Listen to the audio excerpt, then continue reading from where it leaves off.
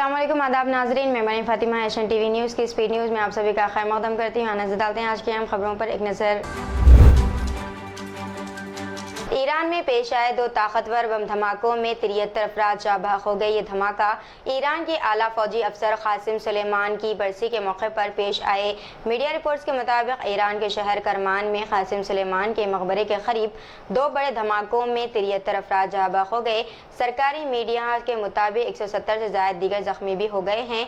एक सीनियर एहलकार ने इन धमाकों को दहशतगर्दाना हमला करार दिया।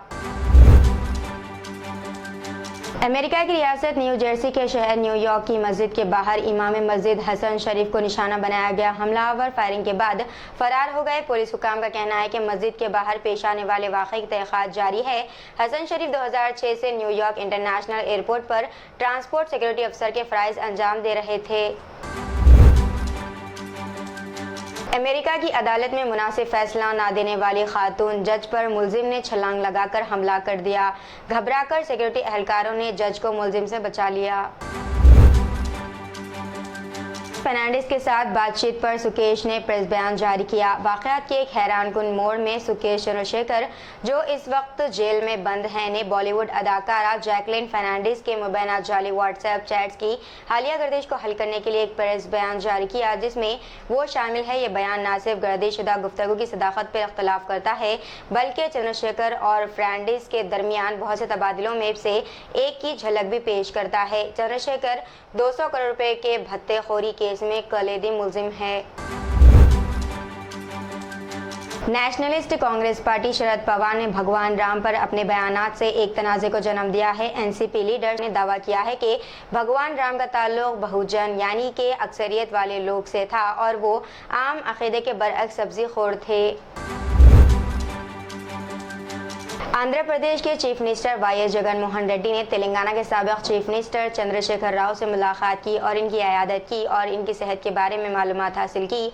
विजयवाड़ा से खुसूसी तैयारी के जरिए जगनमोहन रेड्डी बेगमपेट एयरपोर्ट पहुंचे, जहां एयरपोर्ट पर बीआरएस कायदीन प्रशांत रेड्डी और पी राजेश्वर रेड्डी ने इनका खैर मकदम किया। जगनमोहन रेड्डी एयरपोर्ट से कार के जरिए बंजारा हिल्स के नंदी नगर में वाक़ चंद्रशेखर राव के मकान पहुंचे, जहाँ बीआरएस पार्टी के कारगुजर सदर तारक रामाराव ने इनका इस्तकबाल किया।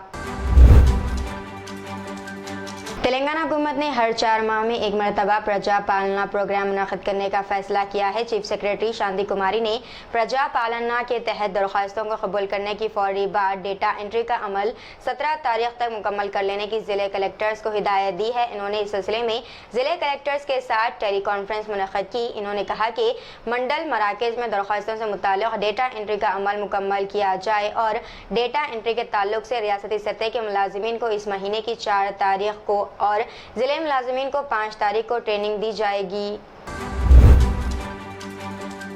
तेलंगाना हुकूमत ने 26 आईएएस अहदेदारों का तबादला किया। कई अफसरों को पोस्टिंग भी दी गई है। चीफ सेक्रेटरी शांति कुमारी ने इस सिलसिले में हुक्मनामा जारी किया। महेश दत्त एकाब को महकमे माइनर्स का प्रिंसिपल सेक्रेटरी मुकर्रर किया है। अहमद नदीम को प्लानिंग डिपार्टमेंट का प्रिंसिपल सेक्रेटरी और राहुल बोजा को महकमे आबाशी के चीफ सेक्रेटरी के तौर पर तब्दील किया गया है। समिता सब्रवाल, जो अब तक CMO की प्रिंसिपल सेक्रेटरी थी, को फाइनेंस डिपार्टमेंट का मेंबर सेक्रेटरी मुकर्रर किया। तेलंगाना हुकूमत ने 23 IPS अहदेदारों के तबादले किए, जिनमें IPS अहदेदार गौस आलम को आदिलाबाद ज़िले सुपरिटेंडेंट पुलिस SP मुकर्रर किया गया है।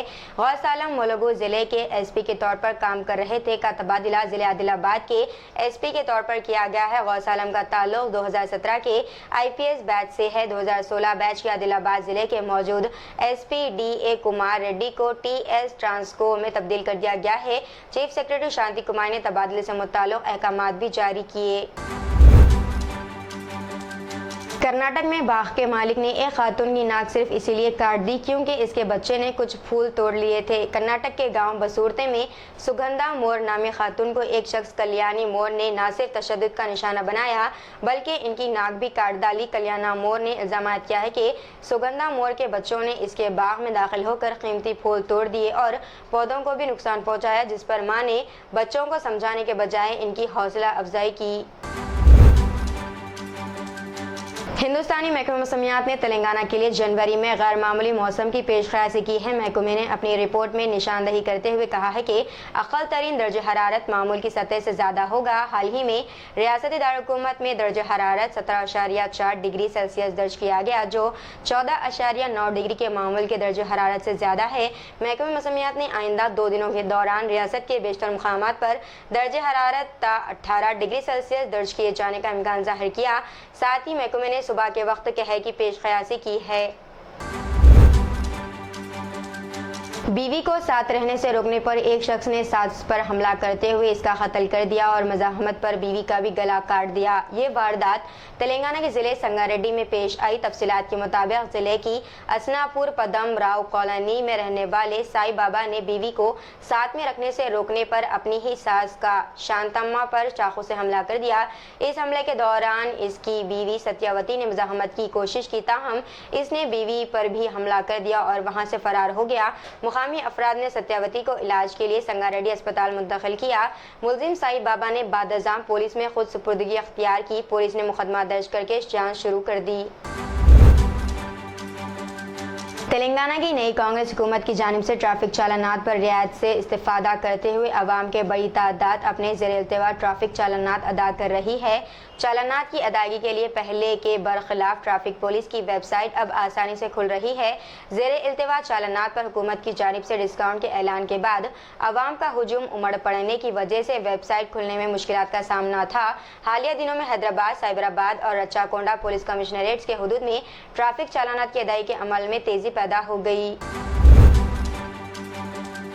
स्कूल बस की जद में आने के नतीजे में एक 2 साला लड़की की मौत वाक़ई हो गई। यह हादसा शहर हैदराबाद के हबशीगुड़ा में पेश आया। ये लड़की अपने बाप और दादी के साथ अपने बड़े भाई को स्कूल बस तक छोड़ने के लिए आई थी कि यह वाक़या पेश आया। पुलिस ने कहा है कि बस का ड्राइवर लापरवाही से गाड़ी चला रहा था, जिसने लड़की को नहीं देखा। इस हादसे के नतीजे में लड़की मौके पर ही हलाक हो गई। उस्मानिया यूनिवर्सिटी पुलिस ने इस सिलसिले में एक मुकदमा दर्ज करते हुए बस के ड्राइवर को हिरासत में ले लिया। मरकजी वजीर व तेलंगाना बीजेपी के सदर जी किशन रेड्डी ने दरख्वास्तों के नाम पर वक़्त गुजारने का रियासती हुकूमत पर इल्ज़ाम लगाया। इन्होंने मीडिया से बात करते हुए शुबा जाहिर किया कि कांग्रेस हुकूमत की जानिब से अवामी हुक्मरान के तहत जो दरख्वास्तें कबूल की जा रही हैं, इसमें कुछ गड़बड़ है। इन्होंने कहा कि अवाम को दरख्वास्तों में उलझन का सामना है। इन्होंने इल्ज़ाम लगाया कि पिछली BRS हुकूमत ने नए राशन कार्ड जारी नहीं किए थे।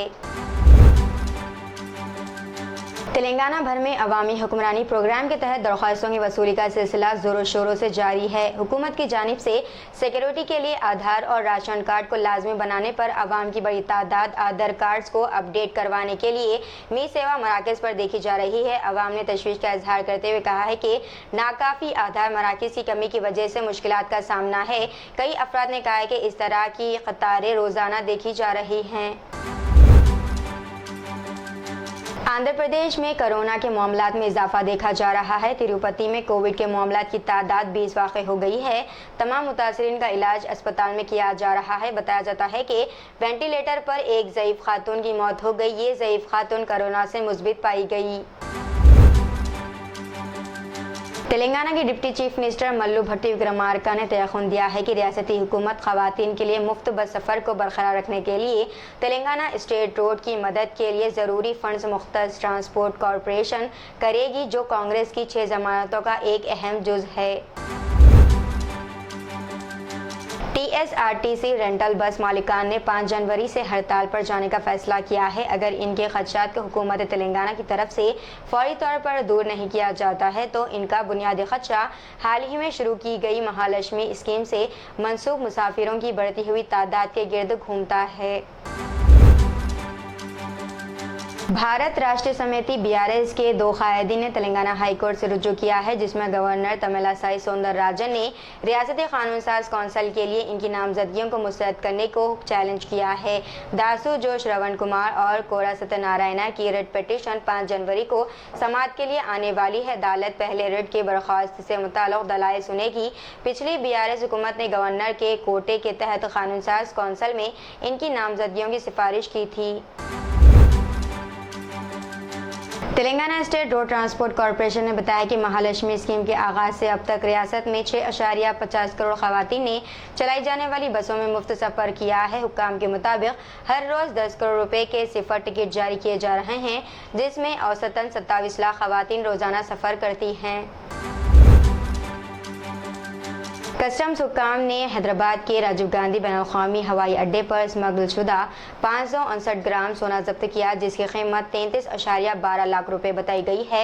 मुसाफिरों की प्रोफाइलिंग और निगरानी के दौरान हैदराबाद के कस्टम अफसरान ने कुवैत से आने वाले एक मुसाफिर को रोका और इसके कब्जे से कीमती सामान जब्त कर लिया। मुसाफिरों ने हेयर क्रीम में सोने के टुकड़ों को छुपा कर रखा था। सोने की चूड़ियां, कई रंगों की माला की जंजीरों में बंद सोने की छोटी अंगूठियां और एक ब्रेसलेट हैदराबाद एयरपोर्ट के कस्टम हुक्काम ने जब्त कर लिया। सदरनशीन बल्दिया आरमूर पंडित विनीता पवन के खिलाफ पेश करदा तहरीक अदम एतमाद की करारदाद कामयाब हो गई है और मौजूदा सदरनशीन बल्दिया को कुर्सी से उतार दिया गया है। वो अपना ओहदा खो बैठी क्योंकि मौजूदा सदरनशीन बल्दिया एतमाद का वोट हासिल करने में नाकाम रहे। हैदराबाद यूनिवर्सिटी ने एक नोटिफिकेशन जारी किया है, जिसमें यूनिवर्सिटी में टीचिंग फैकल्टी की असामियों पर 30 असामियां भरने के अपने इरादे का ऐलान किया है। यूएचओ ने दरख्वास्त दहिंदगान की तरफ से नोट की जाने वाली अहम तारीखें भी बताई है, जिनमें अपनी दरख्वास्तें ऑफलाइन और ऑनलाइन दोनों तरह जमा कराने की आखिरी तारीख शामिल है।